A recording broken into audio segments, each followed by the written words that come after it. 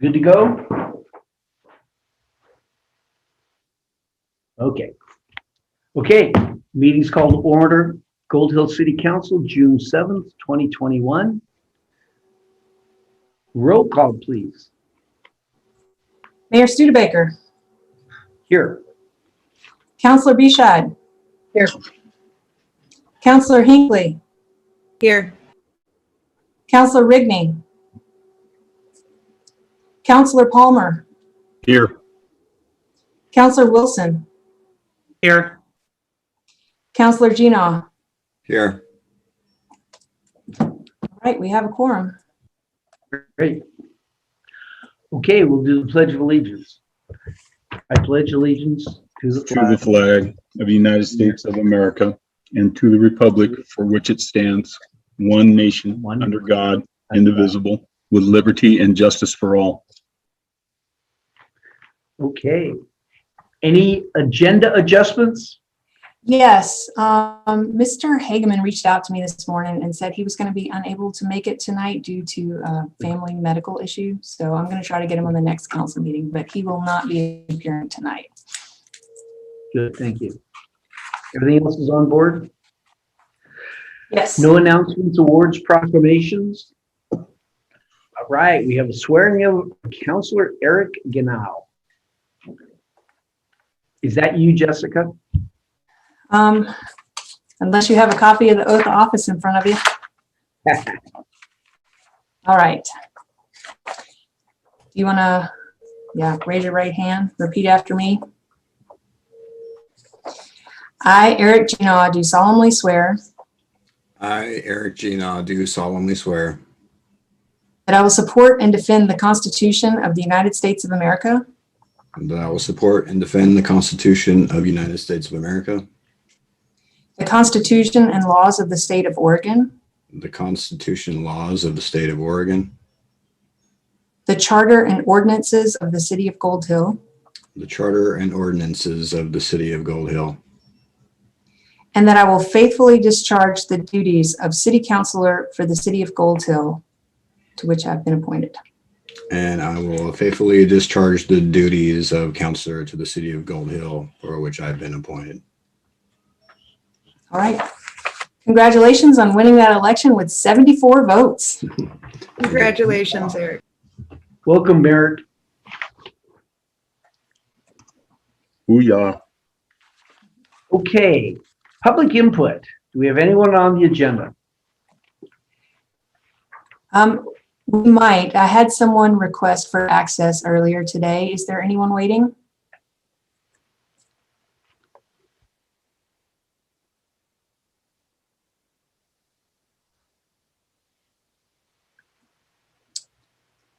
Okay, well, then we have no public input. Okay. Moving on, public hearing, consent agenda. YouTube channels have previous episodes of this council. Council consideration 7.1. So Mr. Hageman will get some input from him on the regional water reclamation facility and the advantages of connecting to the regional treatment plant next time. 7.2, city manager recruitment.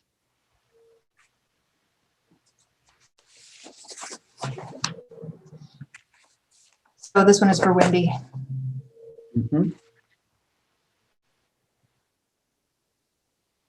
Perfect. Hello. Hi, welcome. Hi there. So I will go ahead and turn the floor over to you. Okay. Do you need to be able to share your screen? What's that? You need to be able to share your screen. I don't think so right now, but you might want to just give it my ability to do that just in case, I guess. Okay. Yeah. So I guess I'll start off with, I think you all got the email that said how many applicants we'd received and all of that. Today's total is 19 applicants. and 6 didn't meet the minimum qualifications. 1 barely met the qualifications. 9 that are qualified, they meet the MQs and then have some ideal, experience that we're looking for, and then 3 well qualified, so to ideal. So that's where we're at right now. And that's paper, so that can turn once I start talking to them.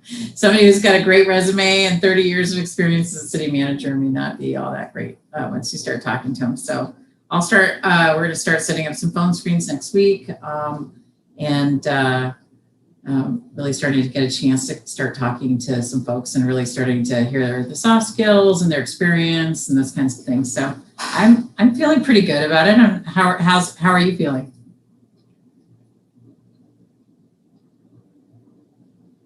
Any thoughts? I'm pleased that we have that many applicants. That's great.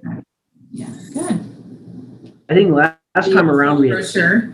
Sorry, go ahead, Ron. Brad, I was just curious on how far away are they applying from? So I can pull them up. I don't have all of them in front of me, but I know we've got a couple of local interests. I don't think they're as strong, but I can pull them up. Hold on.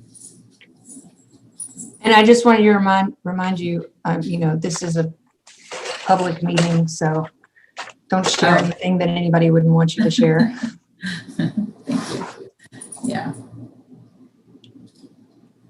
I have had a couple of different people call City Hall asking about it, so there has been some interest here. I have led a couple of people to you, Jessica, just because they had some questions I wasn't really able to give it a lot of detail to. A lot of that has to do with, where the infrastructure is right now and water and wastewater and some of the details that I'm not as familiar with.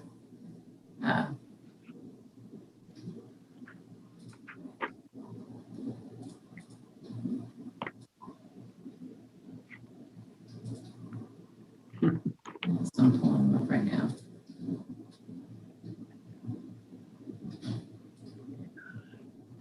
well, I sure appreciate your structured approach that you're taking, Wendy. Okay. Again, we had less than half the number of applicants last time. I think we had 8. Okay. We have a much better number of response, and it sounds like the legwork you've already done with reaching out to stakeholders. Great. Yeah. We're getting more buy-in. Go ahead and grab the hard copies that are in the other room because I'm going to have to open up each of these individually. Can you just give me a second? Okay, Sure. back.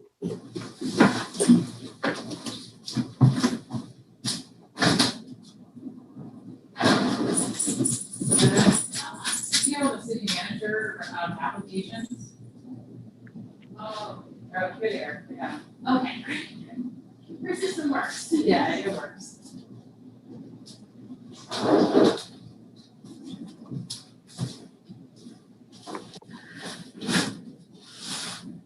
Okay, so let's see, we've got somebody from Medford, Colorado, no address, just an email, Nebraska, let's see, looks like this one's in New York, and prior to that, Michigan. Somebody from Central Point.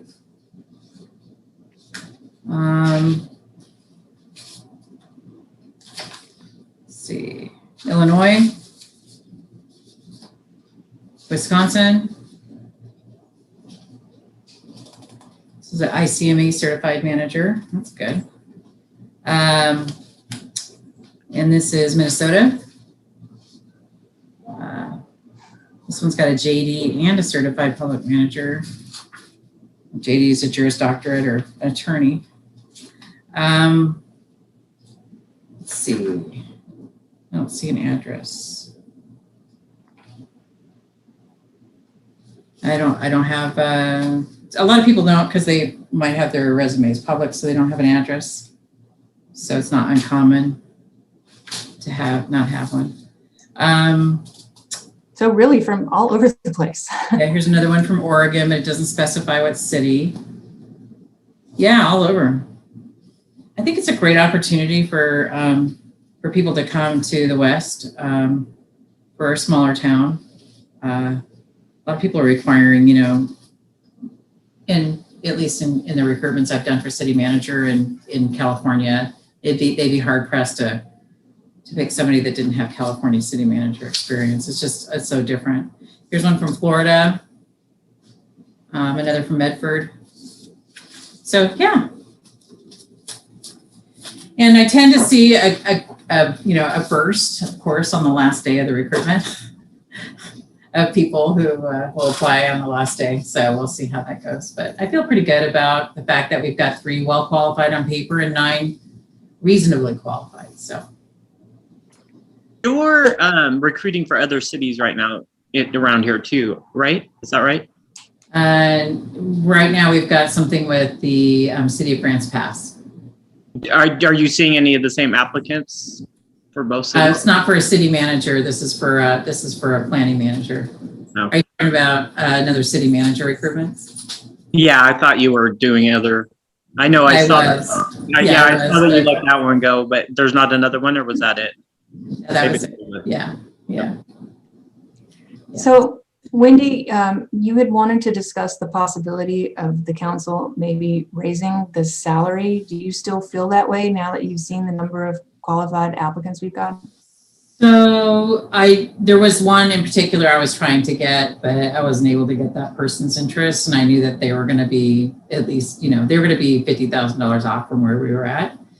I think that I probably could have, if it was just about salary, I probably could have gotten them somewhere in between the difference, but there was other reasons that were compelling that person not to move forward. So unfortunately, I was thinking that if there was some conversation that we could have that had some flexibility, but I know we talked about that in our closed session, and I don't know if council's comfortable having that in a public session, but it was something I was going to see if there might just be an opportunity to have a conversation with somebody who, when I start doing the phone screens, if they're saying, hey, I would definitely need something above where they're at, I would find out what their needs are. It doesn't make sense for me to bring them forward. Do we have flexibility to consider that? Or is that definitely not something that you'd be able to consider, or something that maybe you could consider if they were able to do like a performance?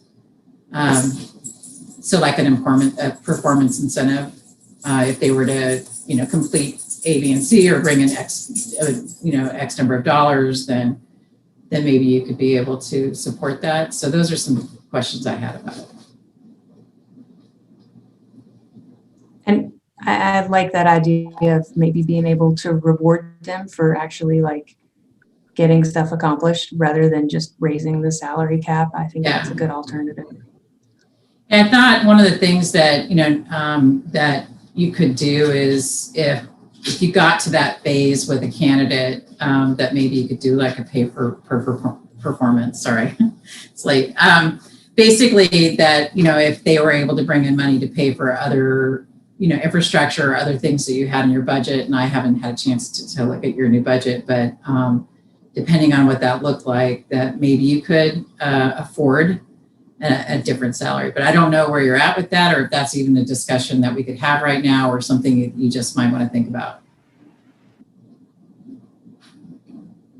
I think one of the things that I brought up before that I would be willing personally to support in negotiation are more like soft benefits, things like maybe an extra week or 2 of vacation, some of those soft perks as opposed to monetary perks, if they would be willing to negotiate. I know some employees are looking more for that flexibility in hours, maybe in remote work, things like that. I would be much more willing to discuss those options than I would be the hard salary, because our budget is so very tight and we've already raised that salary cap to accommodate for a higher salary.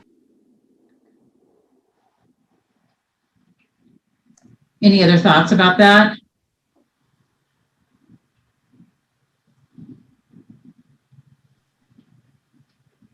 In really, if that's where we're at, it's fine. I just wanted to make sure that I don't waste your time or the candidate's time if there's no flexibility. So I wanted to kind of just check in and see if there was some. I like the idea of the pay for performance. If they could bring in the money to if it was to cover some other thing that we had that would free up some money that we could pay them more, I'm okay. I could go with that. I'm not at all happy. I wouldn't at all be interested in remote work, but extra weeks of vacation, that would be all right too. So maybe it sounds like if we find the right candidate, we have some room to be flexible with what we're going to offer them. Okay. Just not If we raising their salary. if we have that in the budget. So Yeah. You can't. We have some Yeah, you can't flexibility do in what the budget. you don't have. Yeah. right. Okay. Well, I don't have anything else to talk about unless you have more questions for me. I did want to make sure that everyone was aware, in case you haven't gotten all the emails from Wendy, that we would like you to be there for both days of the interviews, which was. Can you remind me what those dates are? Yeah, of course. July So I don't have it 15th and the 16th. July 15th and July 16th. And that is For a some reason, I remember Thursday June. and Thursday and a Friday, July 15th and July 16th. We also have a shortlist meeting too that we'll have to make sure is on your calendar. Yeah, and the shortlist meeting is going to be on July 5th. Yeah, we did all agree on that date. But when I first asked you about it, I thought you only needed to be there for the second day of interviews, but you do need to be there for both of the 2 days. So, And I don't think we have a time set for July 5th for our shortlist. Do we have that set up? yes, 6 p.m. 6 p.m. Okay. Because I think Jessica, are we it having could that- piggyback onto a council meeting, and that's why we picked that time and date. I forgot, are we having that shortlist meeting in executive session? Yes, it should be. Yes, but we're going to piggyback it on the council meeting for that night. And Wendy, what's the duration of all three of those meetings, please? What's that? How long would you expect the 3 meetings to go? So if the short list starting at 6, Yeah, the short list should be, I don't think any longer than an hour and a half, maybe even as short as an hour. That's basically where I bring forward, usually we invite somewhere between 5 and 7 candidates to interview. Usually at the short list, I have about twice as many. I don't know that I'd have that many for this recruitment, but that's where I go over the candidate's information. You'll have a binder or a Dropbox where you'll be looking through the information with me. I'll be sharing the candidates' names, their background, experience, why I think they're going to be a good candidate. All candidates have a gap somewhere. So just kind of talking a little bit about their gaps as well, and identifying as a council which ones you want to move forward for an interview. So that's what the short list is for. And then I'm going to pull up the framework we put together.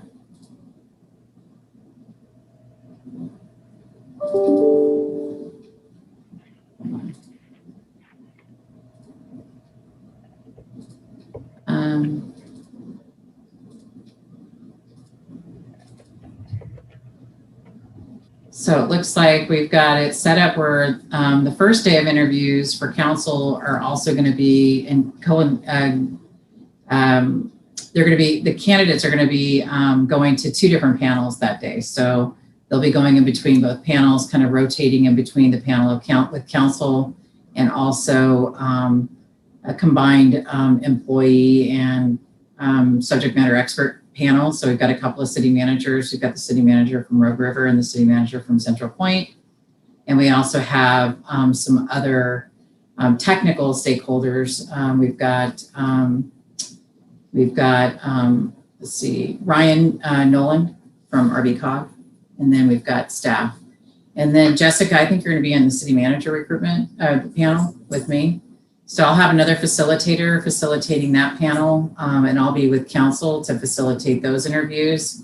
And basically at the end of the day, council We'll hear from the other panel to determine, to hear who they're recommending that they would move forward and the reasons why, and why other members they may not be recommending. So you'll take that information into a final decision-making on who should move forward for a second interview.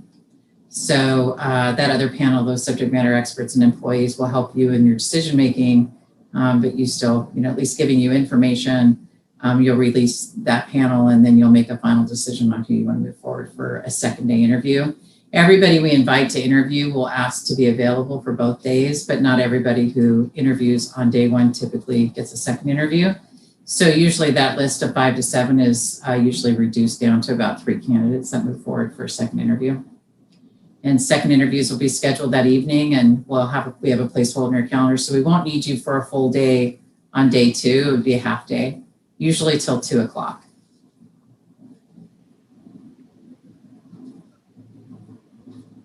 Thank you. Yeah.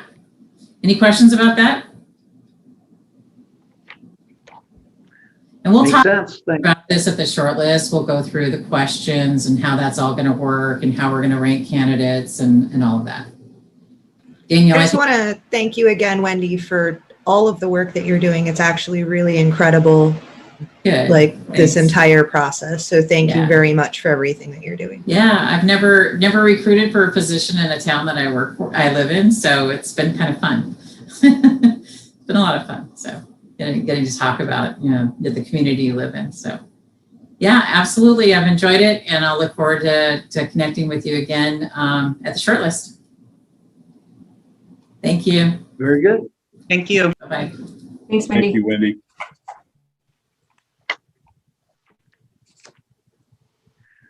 That's moving along great. Okay, 7.3, revision of the Muni Code Book Title II, Administration and Personnel. Okay, so I sent you guys a preliminary sample of how I want to change it. I actually left off one change. I also want to line out the personnel rules thing just to make it refer to our employee handbook. But, we've had a lot of different conflicts over the years because some of our employees are appointed by the council and then some of them are hired, and we don't have a definite chain of command because when they created the city manager position, they did it by resolution.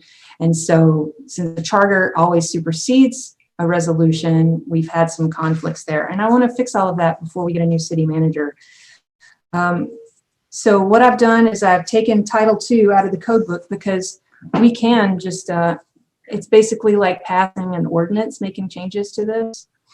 So these are the revisions that I've suggested. We get rid of all of the stuff that's just a leftover from I don't even know what year that was put out, but a long time ago.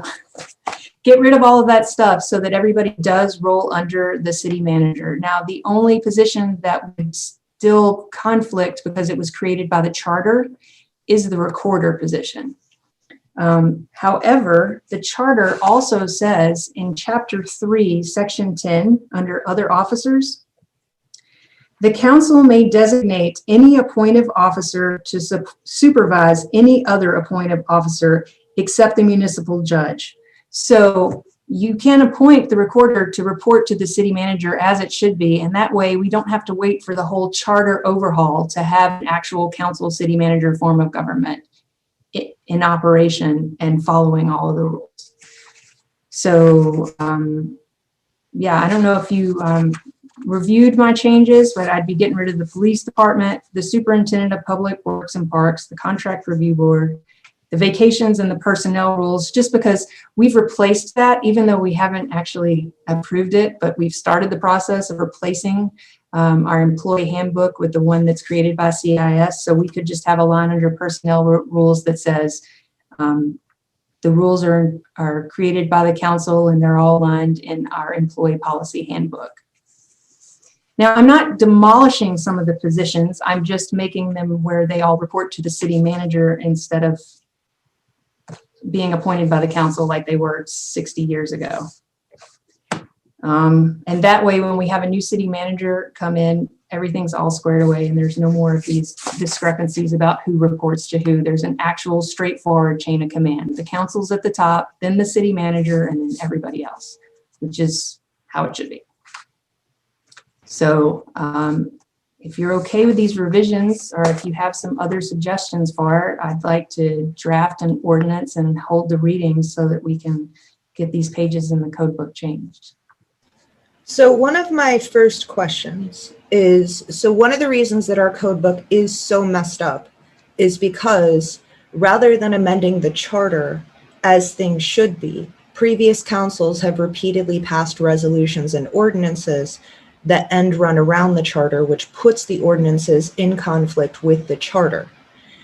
And all this really does is for this council to make sure that the city manager is an appointed officer. But the next council in 3 years, in 4 years, can just write another ordinance that then gets rid of the city manager.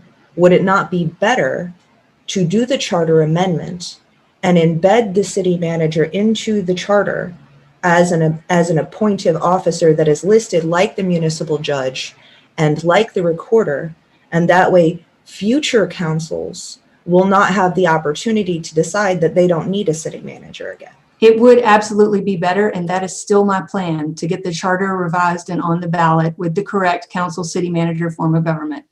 But that's not going to happen before we get a new city manager. So this will fix that. In the meantime, I'm still going to work on getting the charter on the ballot and getting the correct charter in place that we need. That, yeah.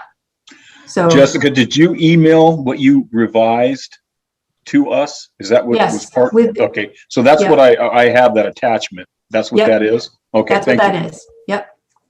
So So, then, I mean, yeah, because it turns out that the part that that's causing all the conflict was in the code book and not the charter. I was laying in bed one night and it just came to me that I could do this. And in the meantime, because it is going to take a while, we have to get the whole city behind a charter change and get it on the ballot and, you know, have the public informed about what we're doing so that when it shows up on their election ballot, they're not confused. They know exactly what they're voting for. And that is a process that I want to start down the road up for. But in the meantime, this will fix all of those problems. So I'm not putting, I totally get what you're saying, Councilor Hinckley. I'm not trying to do an in run around so that somebody else can do an in run around. This is just kind of a placeholder until we can get the actual thing done. Because you were right, replacing the charter is the correct thing to do.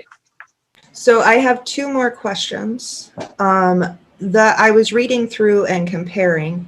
The police department section of Title II actually has some very good recommendations in it with involvement committees regarding fire and police, which would then hold our contracts with the sheriff as well as the Fire District 3 accountable here in Oregon.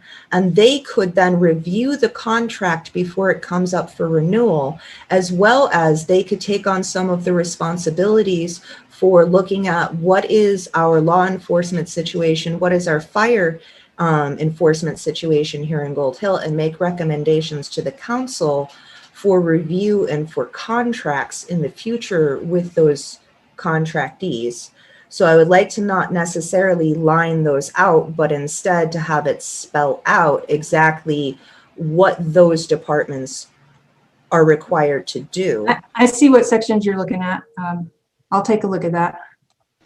And then the contract review board, I'm wondering, are you getting rid of that because of the redundancy? Because Yes, because the council reviews all contracts anyway. It just seemed redundant. because Exactly. there's a state ordinance that already makes us the contract Yeah, review board. I thought it Okay. was redundant. You're exactly right.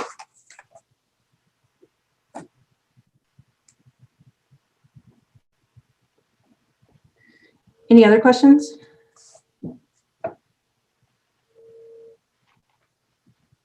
The only other suggestion that I had is because it's so in detail and it's going back into the title, perhaps we should put this on the 21st agenda and give us a little more than 2 days to actually go through and review what is a founding document of. I was not asking for the ordinance to have its first reading tonight at all. I wanted you to look at it and talk about with me so you could know like what path I was going down. And like you said, find things that maybe don't need to be thrown out in that section. And because I don't even have the language yet for the personnel rules where I'm going to say we refer everything to the employee handbook, but that is the path I'm taking. I'm getting this administration and personnel section in line with what we are actually doing. So I will make all those revisions and bring it back to you on the 21st so you can look at it again. Excellent. Thank you.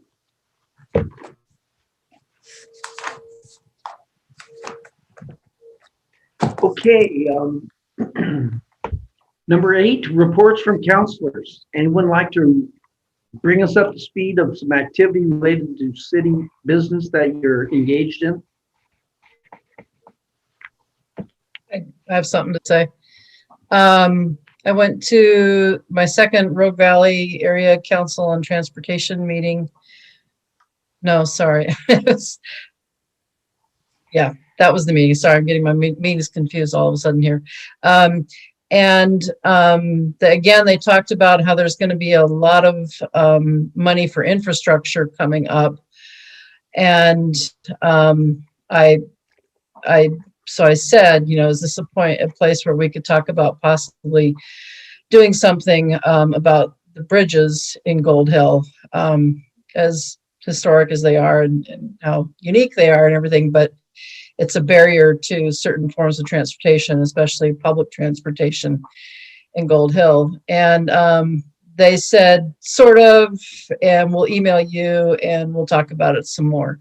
So that is something I'm working on. I did get an email from the guy who said, I'll email you. And what he wants is a letter from the city manager or the mayor saying that they do want ODOT to look into the issue.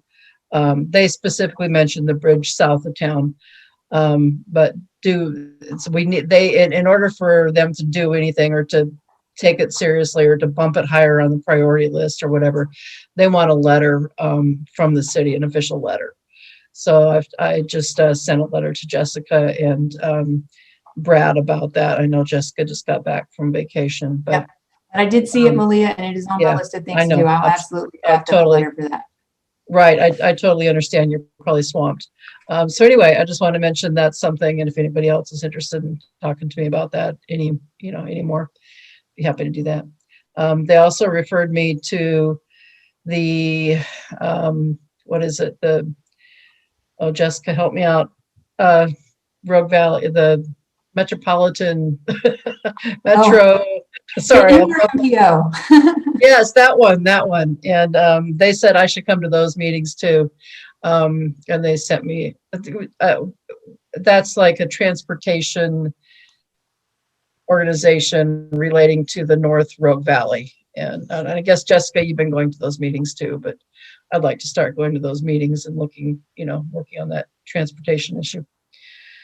I couldn't make it to the first meeting that they invited me to. I had something else going on. I'll try to go to those meetings. So anyway, that's what I'm working on. So from over here, I got the distinct impression last meeting that council did not want me in charge of the Citizen Involvement Committee meeting anymore. But from that section, I would like to remind everybody that it is June and the meetings are supposed to be on the 15th of the month. So whoever is going to be in charge of that meeting, the agenda needs to be put together and it needs to be advertised for citizens to know that it's happening. Actually, it's not the 15th of the month.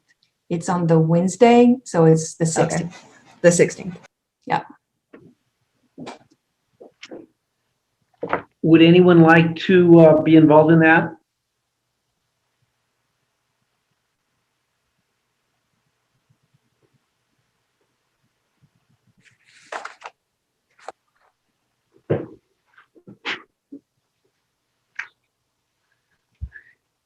So Jessica, we'll want to chat about that.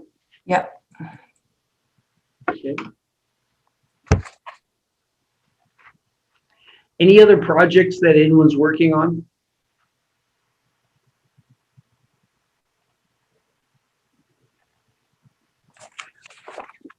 I can say that the treasure hunt, which was previously, we've rescheduled it twice now because of COVID restrictions, pretty much precluded it. So our hard date is coming up in about a month, July July 3rd, the Saturday before the 4th of July, starting out downtown at Lucky's, a couple of stations there, and then meander down toward the beach. And 5 stations, really fun stuff. Be a whole family event. We ask that any kids are kind of chaperoned by parents. We'll have guides take them between the various stations, the things to do, but we want parents to be there, watching over their children. It'll be free of charge. Everyone basically gets to kind of work their way through a bunch of experiences of skill, of wisdom, and of courage. And then it ends with them getting a treasure map, and they look for buried treasure. And everyone will get to go home with a little treasure chest with jewels and beads, and should be really fun. Ed Miller's been the brainiac behind this. He's done it 2 or 3 times, and the kids have just been effusive, and they've talked about it for 20 years later. So I think kids will have a lot of fun. It's going to be limited. We started out targeting 100 children, but I think the response is going to be so good that we'll limit it to 200. So any of you have grandchildren or, surrogate grandchildren, kids ages 5 to 11 that you think would have fun, please invite them. And we'll have flyers at City Hall, as well as one up on our window.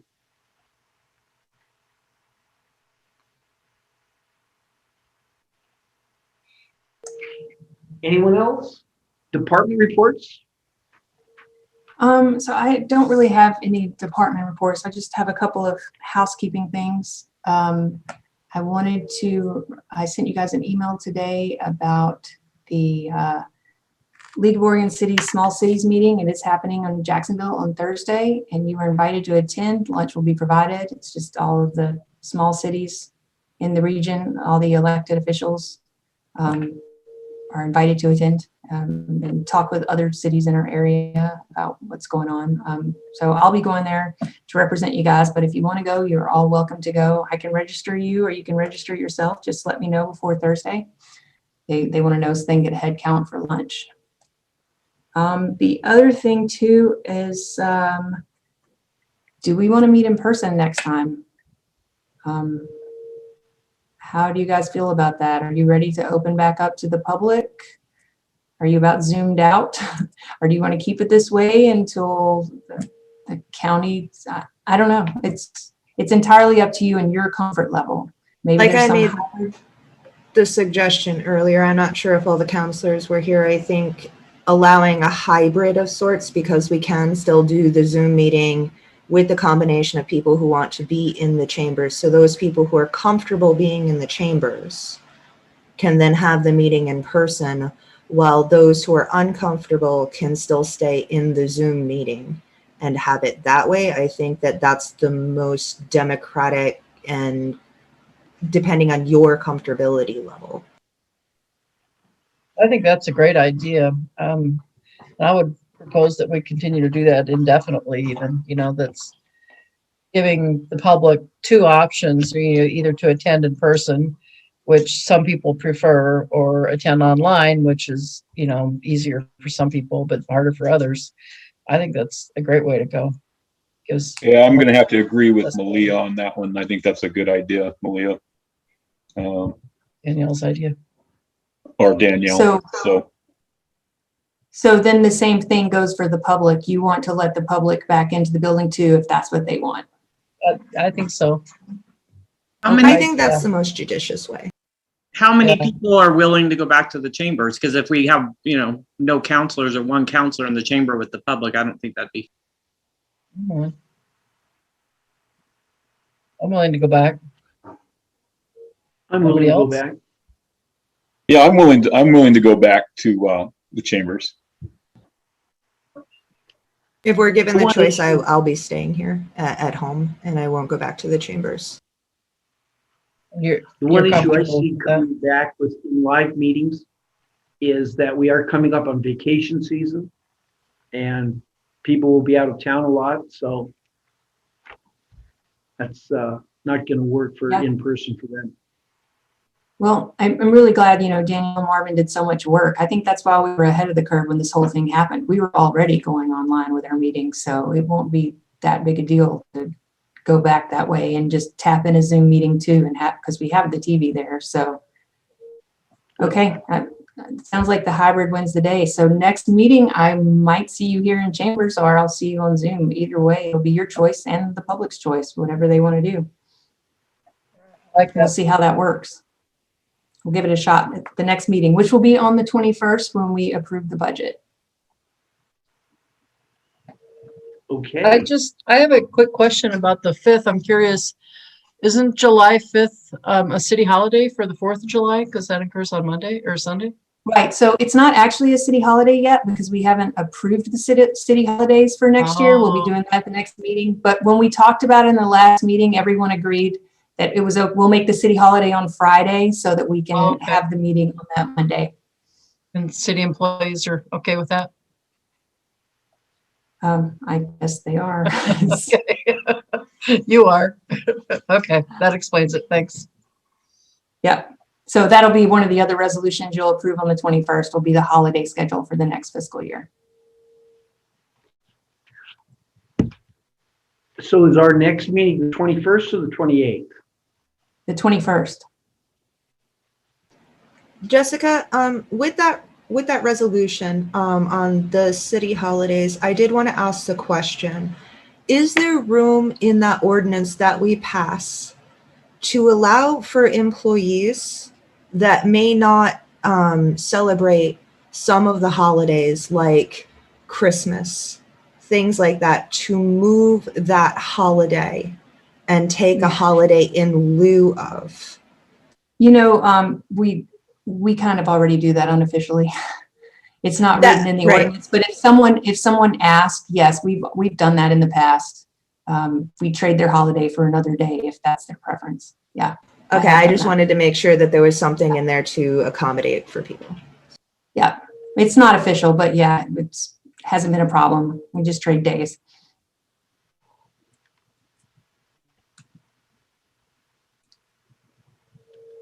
Good. Anything else? All right. Very good. This meeting's adjourned. All right. Thanks, everybody.